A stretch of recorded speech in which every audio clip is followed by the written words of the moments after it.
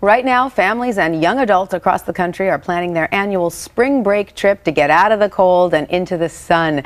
Pediatrician Dr. Ilana Levine joins us with some essential spring break tips from the American Academy of Pediatrics. Welcome, Dr. Levine. Great to see you again. Thanks, Tanya. So you have some back to basics tips for families and young adults who are getting ready to head out on that spring break vacation. The first one I love because essentially it's still winter for so many of us. So don't forget to pack the sunscreen. That's right. And you want to pack it ahead of time so you have it when you arrive. Your kids want to rip their clothes off, throw on their bathing suits and go right to the beach. You want to be prepared. Yes. And it's really important that you have sunscreen with at least an SPF of 15. That's the bare minimum.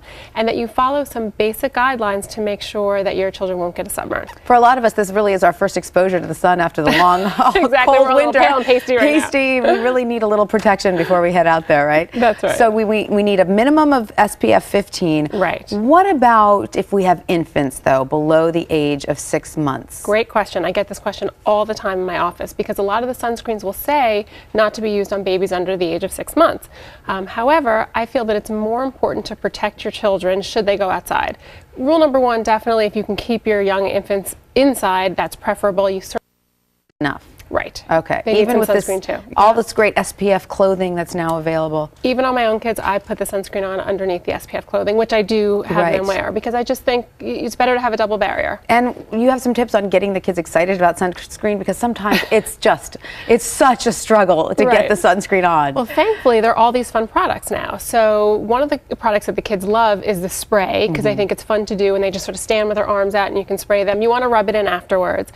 Kids hate putting sunscreen on their faces, but now they have these great face sticks, and I actually let my own kids put one application on themselves, and then I sort of rub it in and make sure they didn't miss any spots. So there's some good ways that you can be creative to actually get them to Sounds like the key on. is let them feel like they have a little bit of control over it and do it themselves. Now, how concerned should parents be about the ingredients in sunscreen? Because I know that there are all kinds of different ways of blocking the sun and different chemicals that are in sunscreens, and there's varying degrees of worry over these chemicals. Right. So if you have kids with fair skin like mine who tend to be sensitive, I usually go for more of the hypoallergenic variety, but I think you should test it on a small part of their skin before you sort of smear it all over them. So take a little part of their leg or their arm, make sure they don't have a reaction. If they don't have a reaction, then go ahead and use it. All right, sounds good. Now we've got our sunscreen in our bag. The second tip you have for us is don't forget to plan ahead. Wherever you're going, check and see what shots may be required. What kind of health environment are you going into? Right. So one of the things you want to do is to call either the resort or the house or the place where you're going ahead of time to find out where they have local pediatricians and try to know ahead of time who you're going to call should your child wake up at 2 in the morning screaming of ear pain. Kids just sort of have this way of getting sick in inopportune times. The other thing you want to do before you travel is find out if you need any vaccinations or any medication for the region that you're going to. And a great way to figure that out is to go onto the CDC website, which is cdc.gov, and they have a whole travel section.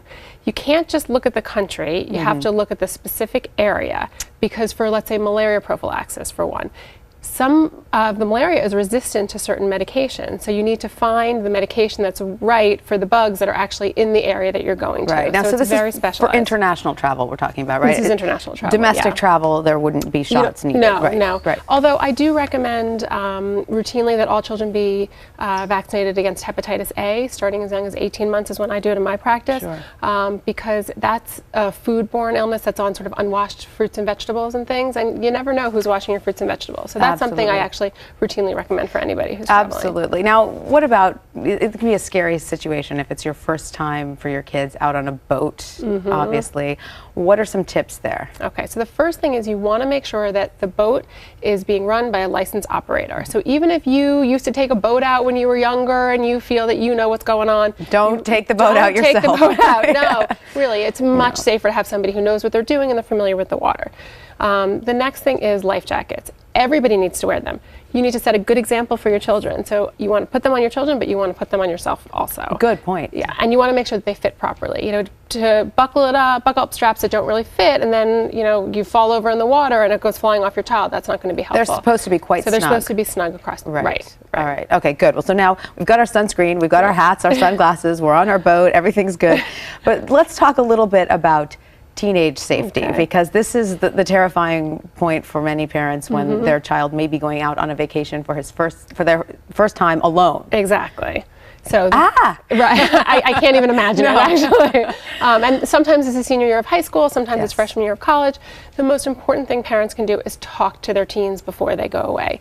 You think they're going to look at you, roll their eyes and not listen, but the more you say it, and if you say it, it will sink in. They actually do listen to what you say, even if you don't think that they are. And even if they're pretending as hard as they can that they're not listening to a thing you say, they actually are absorbing your words. Exactly. Yeah. And you want to educate them about subjects that may make you uncomfortable. For instance, alcohol use. And you don't want to give your child permission to go ahead and drink alcohol, but a lot of teens do drink it when they're away on spring break. So you want to explain to the parents the risks of alcohol, intoxication, how their judgment's impaired. They're not going to make good decisions because it really puts them at risk for risky behaviors. And what about a little homemade first aid kit? Send them off with one of those?